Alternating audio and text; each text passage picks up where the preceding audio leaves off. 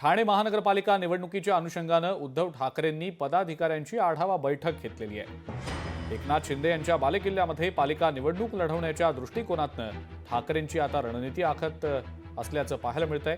ठाणे पालिका आपलीच आहे आणि आपलीच राहणार याचा विचार करून आतापासूनच तयारीला लागा अशा सूचना उद्धव ठाकरेंनी पदाधिकाऱ्यांना दिलेल्या आहेत। उद्धव ठाकरेंनी आता मुंबईनंतर ठाणे महानगरपालिकेकडे विशेष लक्ष केंद्रित करत आढावा बैठक घेतलेली आहे। या बैठकीमध्ये राजन विचारे, केदार दिघे आणि ठाण्यातले पक्षाचे इतर महत्त्वाचे आणि मोठे पदाधिकारी उपस्थित होते।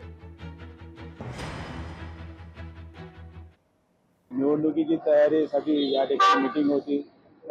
कार्यकर्त्यांना मार्गदर्शन आणि सर्व हे तुमचे त्या प्रभागामध्ये जाऊन सर्वेक्षण करायचं, त्या ठिकाणी लोकांशी संपर्क साधायचे, मतदार यादीमध्ये नावं त्या ठिकाणी करायचे, त्याचबरोबर बूथप्रमुख जे आहेत त्यांच्याबरोबर या यादीतले आहेत त्यांच्याशी संपर्क साधायचा।